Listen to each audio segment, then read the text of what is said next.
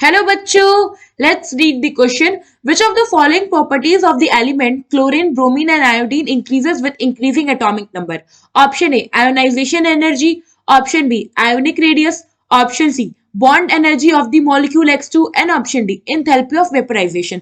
तो क्वेश्चन में हमें क्या बोला है कि हमें बताना है इनमें से कौन कौन सी प्रॉपर्टीज जो है एलिमेंट क्लोरीन, ब्रोमीन और आयोडीन के लिए इंक्रीज करें विद इंक्रीजिंग एटॉमिक नंबर। तो हम एक एक करके सारी प्रॉपर्टीज को देखते हैं। सबसे पहले हमारे पास आयोनाइजेशन एनर्जी। तो होता क्या है कि जो आयोनाइजेशन साइज जो होता है down the group, size increases down the group और साइज इंक्रीज होती है, इससे जो आयोनाइजेशन एनर्जी है वो डिक्रीज कर जाता है डाउन द ग्रुप। और अगर हम बात करें हमारे हेलोजन सीरीज की, तो ये कुछ ऐसे होता है fluorine, chlorine, bromine and iodine. तो अगर हम आयोनाइजेशन एंथैल्पी का सीक्वेंस देखें तो आयोनाइजेशन एंथैल्पी सबसे ज्यादा होगा हमारा Cl के लिए, देन Br के लिए एंड सबसे कम होगा हमारा आयोडीन के लिए। नाउ सेकंड सेकंड में हमें क्या कह रहा है कि आयोनिक रेडियस। तो डाउन द ग्रुप क्या होता है, साइज इंक्रीज होता है। अगर साइज इंक्रीज हो रहा है तो साइज कब इंक्रीज हो रहा होगा, जब उसका आयोनिक रेडियस इंक्रीज हो रहा होगा।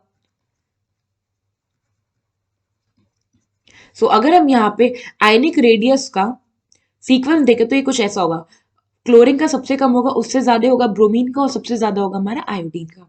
नाउ द थर्ड में क्या कह रहा है, bond enthalpy of the molecule X2। सो होता क्या है कि down the group size increase करता है, और अगर साइज इंक्रीज कर रहा होगा तो इट मीन्स कि जो दो एटम है, फॉर एग्जांपल ये हमारे पास दो हैलोजन है, इनके बीच का बॉन्ड लेंथ इंक्रीज करेगा। और हमें पता है अगर बॉन्ड लेंथ इंक्रीज करता है तो बॉन्ड स्ट्रेंथ या फिर आप कह लो बॉन्ड एनर्जी ये डिक्रीज कर जाता है।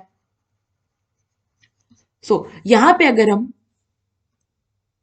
बात करें हमारा बॉन्ड एनर्जी की, तो सबसे ज्यादा जो बॉन्ड एनर्जी होगा वो होगा क्लोरीन Cl2 के बीच में, फिर Br2 के बीच में और सबसे कम होगा हमारा I2 के बीच में। Now the fourth one, enthalpy of vaporization. So होता क्या है कि down the group melting point and boiling point increase होता है, इसलिए हम ये कह सकते हैं कि हमारा जो एंथैल्पी वेपराइजेशन का वो भी इंक्रीज होता है।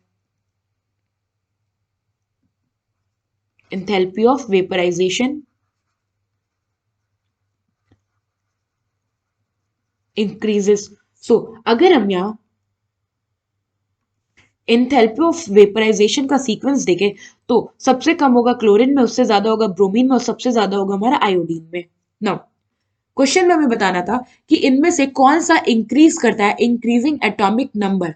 एटॉमिक नंबर कह लो या फिर आप एटॉमिक मास, सॉरी क्या बोल सकते हैं, एटॉमिक साइज कह लो।